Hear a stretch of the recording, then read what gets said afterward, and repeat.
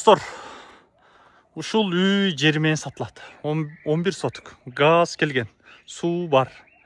Частный мектеп кылсаңыз болот, бала бакча кылсаңыз болот. 11 сотокко билесиздер эми. Жаңылап салып берсеңиз дагы болот. Жолдор асфальт.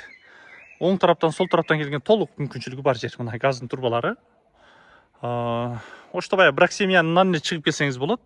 Бул жагы резиденция болуп калат. Маршрут каттан, такси каттан абдан ыңгайлуу. Анан шаардын так ортосуна мындай 11 соток жер табыш абдан кыйын, билесиздер, бүт шарты менен мына. Домдо кандай шарт болсо ушундай бар. Газ, канализация, суу, свет. Жолдор асфальт. Нол үй.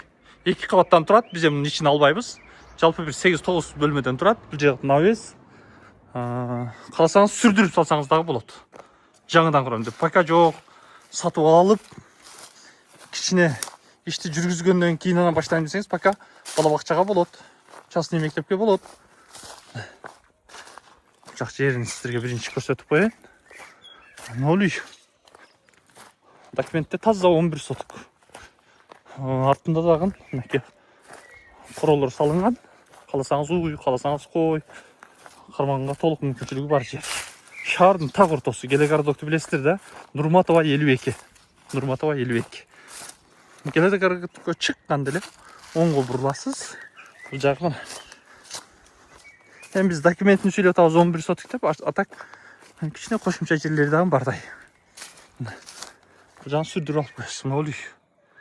300 000 доллар түшүп берүү жолу бар. Бөлүшүп койсоңуздар болот. Алам деген агыне досторго. Шаардын так ортосунан 11 соток жери менен 2 кабаттан турган үй сатылат. Биз азыр Келегардта турабыз. Бул жагы Фрузенский резиденция. Бул жагы Южныйга чыгып кетет. Бул жагы Учарга чыгып кетет. Түз чыксаңыз. Жолдор асфальт, мектеп, бала бакча маршруттан, такси каттан абдан ыңгайлуу.